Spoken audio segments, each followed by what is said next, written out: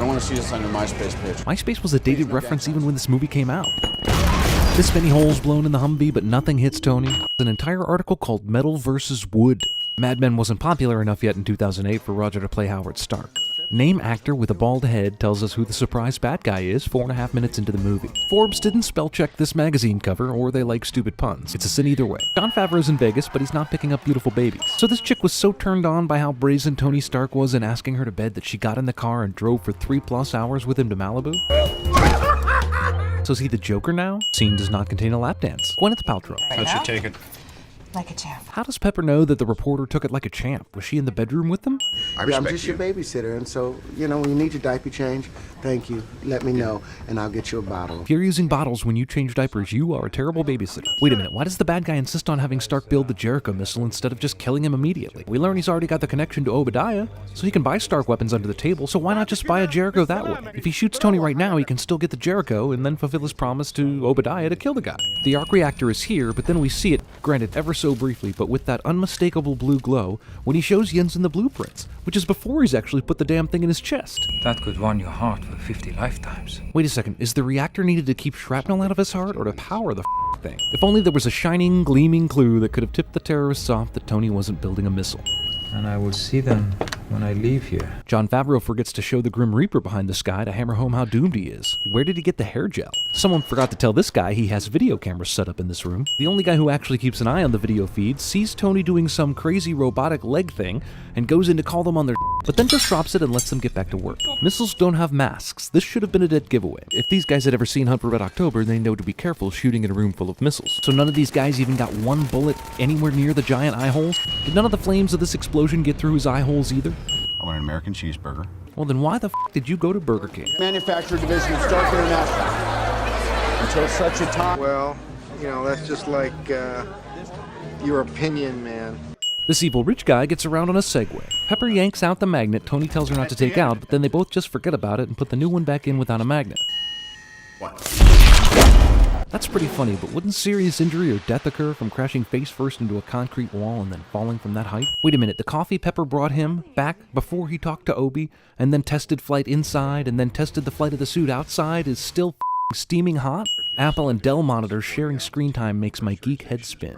Apparently, secret meetings concerning Tony's own company that result in injunctions against him can take place without his or Pepper's knowledge. This shell flies past Iron Man but never hits anything or detonates. If the bad guys are making their big hostage video all just for Obadiah, as we learn later in the film, why didn't they just speak English? What language did they use to communicate with him when setting up illegal arms deals? Do they make these little videos for all their communication with him? This paralyzing technology is perhaps just as good as anything Iron Man has in his arsenal, but strangely isn't used again.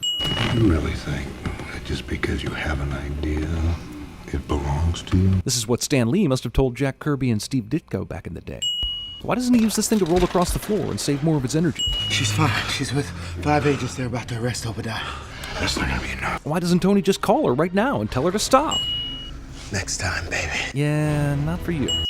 Why the is he hiding? Tony saves innocent civilians in this car by sending Obadiah flying to crush innocent civilians in some other car. Once you're in a suit this badass, do you really need to punch someone with a motorcycle? Seriously, Obadiah, just whip out the keychain gizmo and paralyze his ass again. Falling glass is totally harmless. Gwyneth Paltrow's head isn't in a box at the end of the movie. Wait a minute, the guy who directed Elf did this movie? Or is it the guy who writes Obama's speeches? Neither seem qualified, but I've been surprised before. This end credit scene becomes the bane of existence to all movie theater ushers everywhere as people start wading through the end credits of every single movie before they leave. Movie starts with Tony's press conference from the end of the first movie, but it's different in several spots. In a suit that conveniently appeared despite the fact that you historically despise bodyguards. Yes. What news conference would cut away to a shot of all the reporters listening to Tony Stark during the middle of it? Also, don't quite remember there being a camera pointed away from Tony during the press conference. Mickey Rourke looks older than the guy playing his sick and dying dad. Because I haven't come across anyone who's man enough to go toe-to-toe with me on my best day. On subpar days, I'm actually quite beatable. Tony changes clothes between the stage and backstage. A hush went over the crowd at Rhodey's alarming weight loss and substantial plastic surgery work since his last public appearance. I believe that's North Korea. See Transformers? Iron Man knows what kind of threat North Korea is. The C-SPAN YouTube channel misspelled the word capital in the title of the video. Also, 1.8 million views, but only 10 ratings? That's clearly a case of someone buying views, right? That view count is totally artificially inflated. There's only about 8,011 things that I really need to talk to you about. Damn, if she'd only had 990 more, it would have been Over 9,000! Stark's mirror image doesn't match the real Stark's movements. I'm pretty sure that the Monaco Grand Prix track officials would not allow him to drive this car for any reason. Despite Tony being in love with her and her being the CEO and, a woman, Happy still inexplicably takes Pepper with him on his car trip straight to where the fighting is happening. This is a pretty suicidal way to bring Tony his suit. You know these guys are driving 220 miles per hour in the opposite direction, right? Also, once a guy gets on the track throwing around lightning whips, don't you think these drivers would be told to stop the race? So wait, Ivan's plan was to use his whips at the Monaco Grand Prix because he somehow knew Tony Stark was going to replace his driver at the last minute? Vanko can hit his target when it's a race car going 200 miles an hour, but not when his targets are stationary and right in front of him. It's also nice of Vanko to wait patiently and not kill anyone with his whip while this portable Iron Man suit takes several seconds to attach itself to Stark. Oh good, glad the CRS crew is here now. Wait, couldn't one of them have shot this guy sooner? You could double up your rotations. Focus the repulsor energy through ionized plasma channels. It's effective. Sure, just tell the bad guy how to kill you better next time. Why isn't this guard already trying to beat Ivan to a pulp right now for not being in his cell? I guess no one will ask questions about where this prisoner went and why there was a dead guard in the middle of the jail when they wrap up the case of Ivan's mysterious death. Why didn't the dirty guards let Ivan know what the plan was before he started stupidly walking around the jail with no clue? Is Jarvis assisting both of these guys or just Stark? Who does Rhodey talk to inside his suit? 2 metal men in a boxing ring and not one Rock'em Sock'em Robots reference? I mean, the filmmakers aren't taking this movie seriously, so how'd they miss that? I paid for a colossal donut, and I'm gonna get a colossal donut.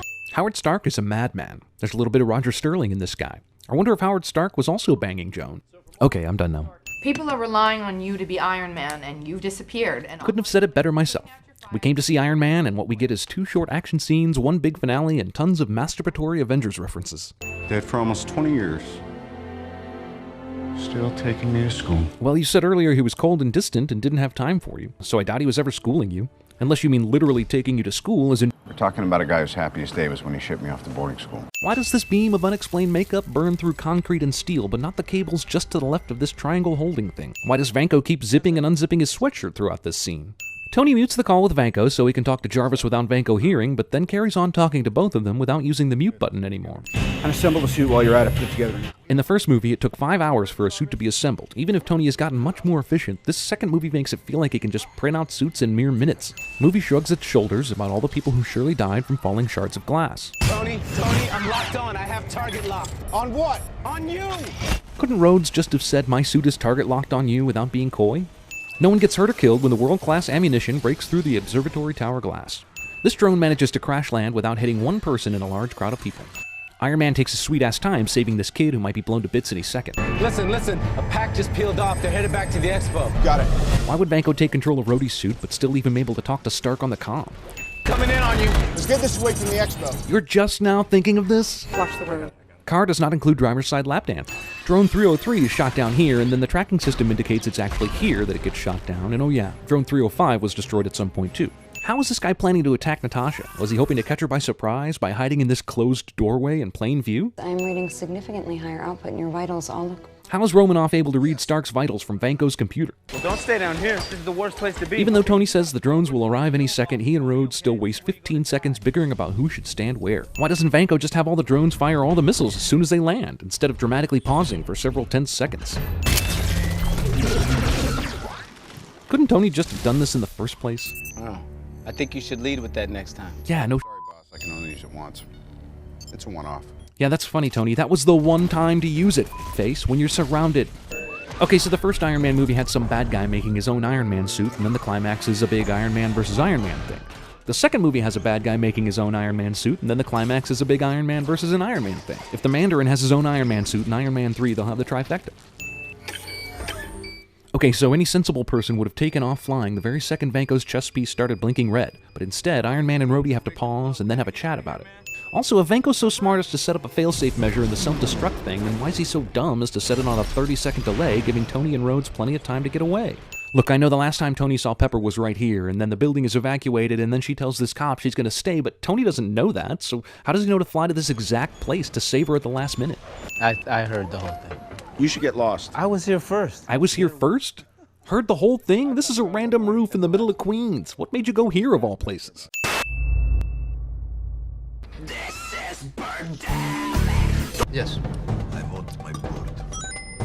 A bird? You want a bird? I want my bird. Get your bird, get your damn birds. I want my bird. I Are we talking about, is this a bird back in Russia? We got you the bird, pal. This is not my boat. What do you mean? That's the bird. This is the bird. Yeah.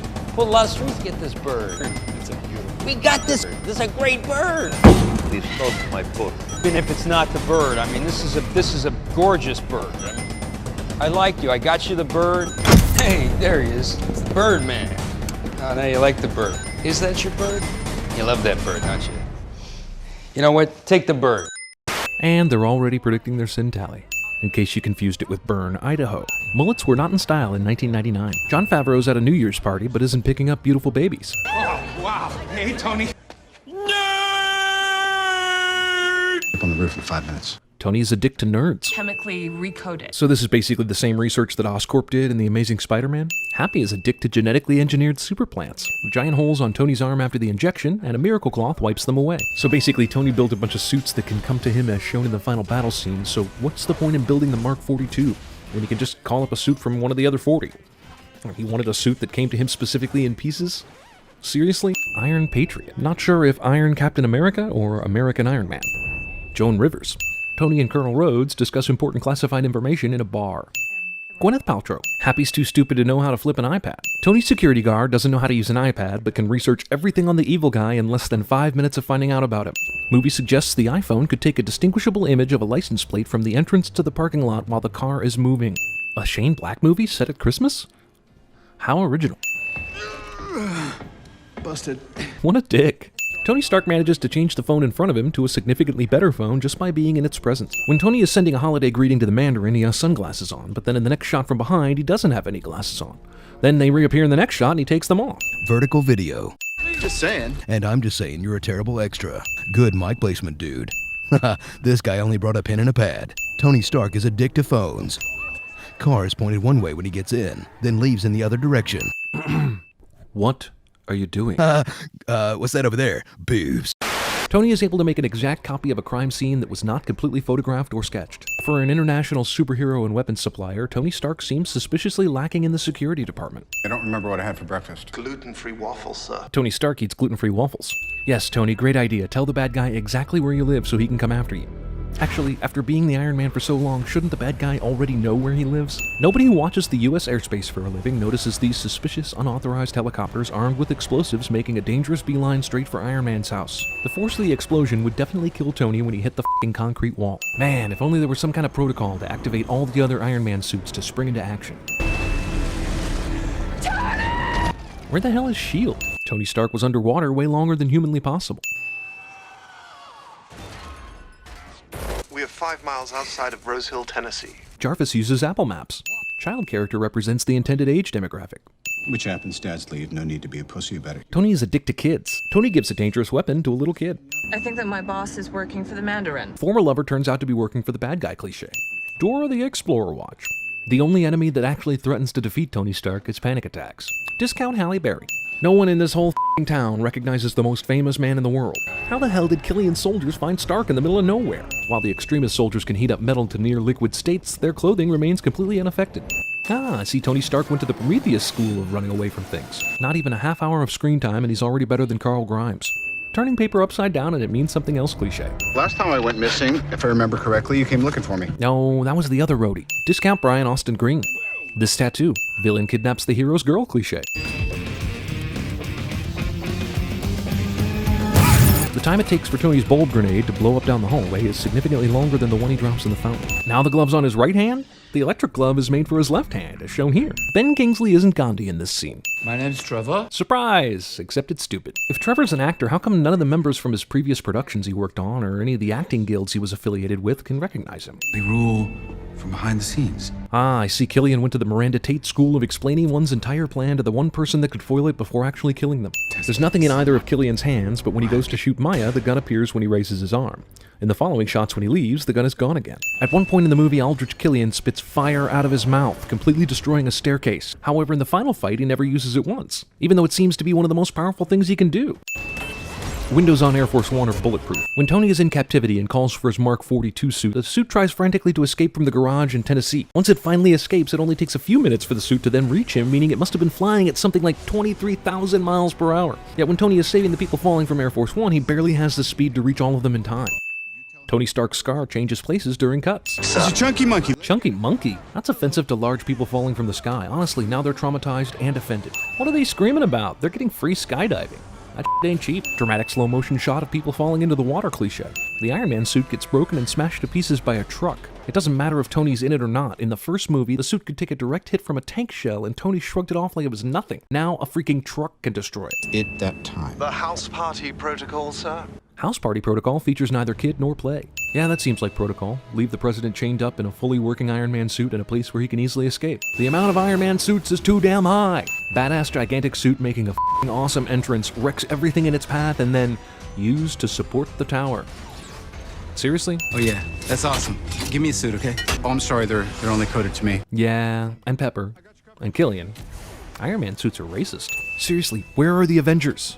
Even if Stark didn't call them for help, you'd think Nick Fury or Captain America himself would maybe have stepped in when the President of the United States gets kidnapped by a gang of ornery fire-breathing terrorists. When the President is wearing the Iron Patriot armor at the end, he's trapped and can't do crap. And yet when Rhodey puts it on, it becomes functional. Why are the Iron Man suits one size fits all? No matter who put it on throughout the whole movie, it seems to fit fine. Villain thought dead, but not really dead cliche.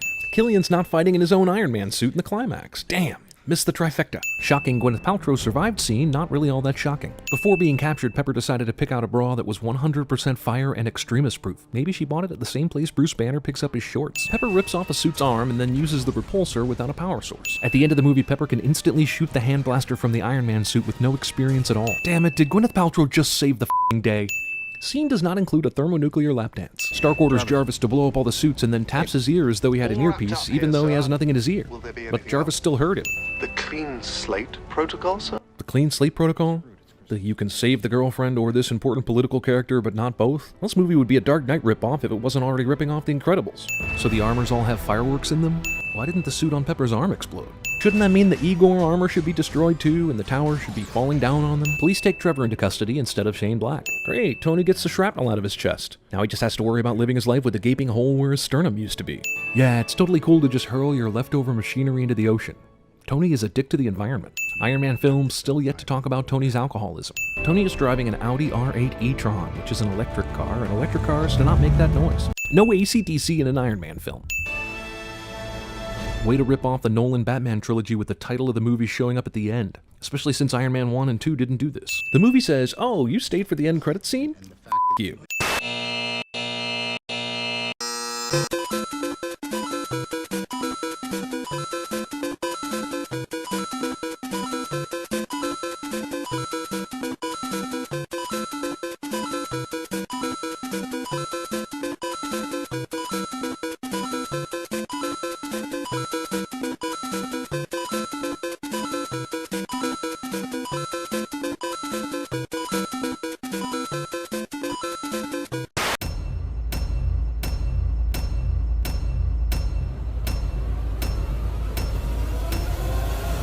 Holy shit, do you have anemia? Get me Major Allen. Scramble the jets. No, understand, Commander. That torpedo did not self-destruct. You heard it hit the hull, and I was never here. Sir, we found it.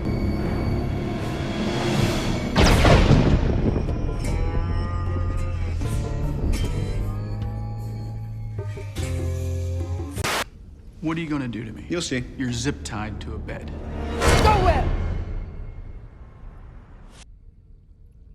Fly! You, sir, truly are Mr. Incredible. You know, I was right to idolize you. I always knew you were tough. But tricking the probe by hiding under the bones of another super? Oh, man! I'm still geeking out about it. You know who I am. You don't know where I am. I don't know who you are. I don't know what you want. Take it easy. It's on me. I see dead people. Level position has just been vacated. So which of you fine gentlemen would like to join our team?